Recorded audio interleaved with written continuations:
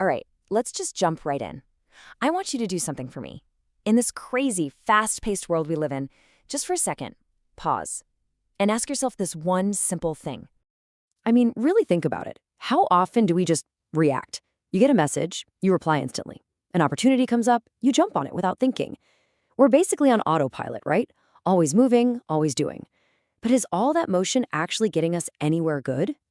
But what if the secret to making better choices, to finding that peace, that baraka we're all looking for, is just a pause? Seriously, what if the most powerful thing you can do isn't to speed up, but to slow down?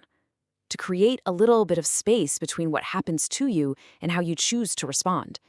That's exactly what we're going to get into. And look, I know what you might be thinking. Oh, here we go, another self-help trend. But this isn't new. The power of the pause. Man, it's a principle that's deeply rooted in some serious, timeless wisdom. Just listen to this. Think before you act, speak after you reflect. It's so simple, but so profound, right? It totally flips our modern obsession with speed right on its head. It's telling us that real strength isn't about how fast you can react. It's about how deeply you can reflect. That little moment of quiet, that's where the magic happens. That's where wisdom is born. So, let's break this down. It really comes down to this simple choice: impulse versus intention. On one side, you've got that gut reaction, that impulsive move that, let's be honest, we often end up regretting. And on the other side, you've got reflection, which leads to wisdom. And what's the bridge that gets you from regret to wisdom? You guessed it. It's that pause. Okay, so this all sounds great in theory, but how do we actually do it? How do we make this pause practical? Well, there's a simple, super powerful framework we can use. I like to think of it as a little checklist for your heart and mind before you make a move. First up, and this one is the big one, you've got to look inward. Before you do anything, before you send that text, make that decision, say that thing, just stop and ask yourself, why am I really doing this? You know, it all comes back to that fundamental principle. Actions are judged by intentions. So you have to ask, is this coming from my ego? Am I just trying to get someone's approval? Or is this for something real, for genuine growth, for a sincere reason? Because honestly, the answer to that question changes everything. All right. Question number 2 is like a check-in with your internal compass. It's not just about what you can do, it's about what you should do. Is this move actually aligned with the person you're trying to be? This really gets to the heart of taqwa, that idea of God consciousness. It's that little voice inside, that awareness that helps you pick the right path, not just the convenient one. It's all about having integrity, especially when you think nobody's looking. Okay, number 3.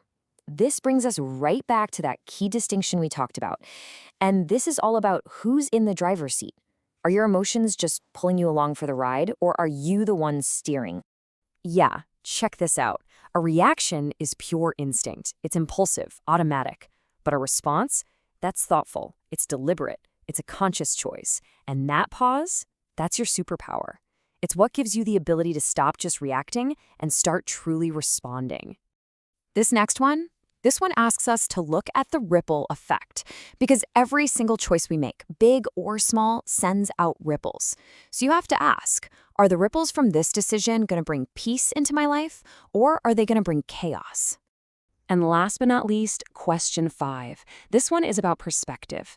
It forces us to lift our heads up from what's right in front of us and look out at the horizon. Are we just thinking about right now, or are we making a choice that builds a better tomorrow? This is where that beautiful idea of sabr comes into play. And it's so much more than just waiting around. It's an active, powerful patience. It's the strength to say no to a short-term desire for a much bigger, lasting benefit. It's about choosing what you want most over what you just want right now. All right, so we've got the 5 questions, we've got the framework, but what does this actually look like in real life? Think about it. You've got a business opportunity. Your impulse might be to just grab the quick cash, but a pause makes you ask, wait, is this honest? Is this who I am? Or you're in an argument with family. The impulse is to just shout back. A pause lets you respond with fairness, with calm. Even something like a personal goal. A pause helps you pick the slow and steady path of consistency over just burning out in a week. And you know what happens when you start doing this consistently? It's actually pretty amazing. You start to wake up. You get off autopilot. You begin to build a life that's actually intentional, a life of purpose. Every decision you make starts to mean something. When you boil it all down, it comes to this: 3 simple but life-changing shifts. It's choosing clarity over haste, reflection over impulse, and faith over ego.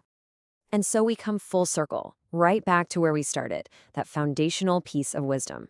Because that is the anchor for everything we've talked about: the pause, the reflection, the choice. It always, always comes back to the why behind your what.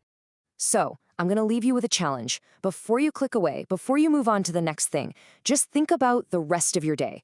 What's the one decision, the one conversation, the one email you have to send that could truly be transformed by a simple, powerful pause? Just think about it.